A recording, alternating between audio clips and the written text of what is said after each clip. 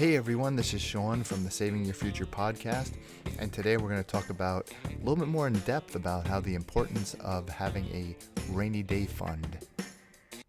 So thanks for joining the Saving Your Future podcast. This podcast is based off the book Saving Your Future by yours truly, and in this podcast we talk about everything related to personal finance, from saving for a rainy day, which we'll talk about today, to saving for a home, for a car, and most importantly, saving for your future so you can retire when you want to and have a successful financial plan toward retirement. So today, the reason why I'm going to talk about the idea of a rainy day fund is with the government shutdown, especially in the Washington, D.C. metro area where I live, you see a lot of people that are struggling right now. And the reason for that struggle is that, unfortunately, with being out of work for a short period of time, it's going on a month actually, many people are just beside themselves on what they can do.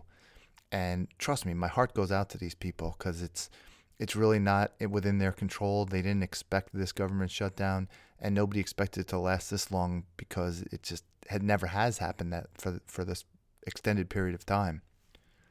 That said, when you work for the government, pretty much almost every president has had a shutdown at some period of time. So during every presidency, not to get political and say whether it's a president's fault or not their fault, there have been government shutdowns in almost all the presidencies in modern time. So if you do work for a government contractor or you do work directly for the government, definitely consider, once you're back up and running, that you set up a rainy day fund if you haven't already. The idea is to get to 6 months worth of expenses. And if anybody has that, then even though it's a tough time right now, the fact is that it's already been signed into law that when the shutdown's over, you're going to get paid for all the time you're not even working. So that's the good news. And I hope people can, take that with a grain of salt, because I know that doesn't pay the bills right now.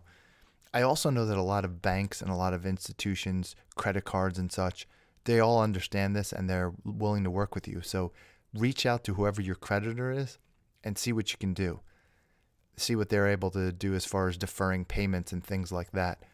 Also, I know that many people, there's nothing to be ashamed of. If you need to get some support and help, there's a lot of food pantries and so on that will be able to provide you with support. So I hope that's helpful. But what this really does underscore is the importance of setting yourself up for a rainy day. And so this could happen to any of us. Let's imagine that, forget about being in the government, but let's imagine that you lose your job. You didn't expect it. It just comes out of nowhere. Maybe there's a downsizing in the company. Maybe your performance hasn't been that good, but you really thought you can turn it around. And now, unfortunately, you have a week, 2 weeks, whatever it is. You will get unemployment in most cases. And I think not, understanding this scenario as much, whether or not people are eligible for unemployment that are furloughed right now, and that might be another thing to look at. But what's the difference? What's the gap between what unemployment will pay and what you need in order to pay your bills? Do you have a mortgage? Can you afford to pay that mortgage for 6 months if you weren't getting paid? Because even if you lose your job, does that mean that tomorrow you'll be able to get another job? Well, the economy is doing pretty well right now, and there are tons of jobs, more jobs than most people, than there are people to fill them. But even with that, depending on your skill set, you may be in a situation where it'll take you longer to find a job than it might take somebody else. So, or you may be holding out for the best position, and that could take some time because you don't want to just jump into anything and maybe create a setback in your career.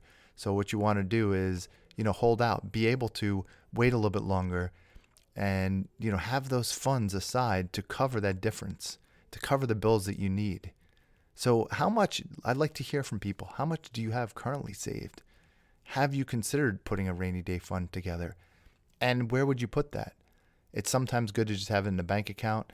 Maybe you can work with your bank to, prepay your mortgage and just have that money prepaid as a credit toward you, or, maybe set up a scenario, say, hey, what would happen if I were in a particular position where I couldn't pay for a particular period of time? Where would that put me? That might be worth finding out. Credit cards. Can you pay down your credit card debt so that you're not in a situation where if something were to go wrong, you have extensive credit card debt to take care of? What would you do in those particular situations? Well, one of the keys is to make sure you're living within your means, clearly. Because if you're living within your means, then you'll have a little bit more money aside to be able to put away for the rainy day funds. So look at some of my other podcast episodes where I talk about ways to potentially save money, and take that extra money that you're saving and put it toward that rainy day fund. Put it aside so that if, God forbid, you do need that money, it's going to be there to protect you. Don't get in a situation where you're up against a potential foreclosure or being put out of your apartment, or you derailing all the other things that are important to your financial success. A rainy day fund, or at least a investment that you can tap at a short period of notice, is super vital to anybody that needs to create a financial plan that's going to allow for success going forward.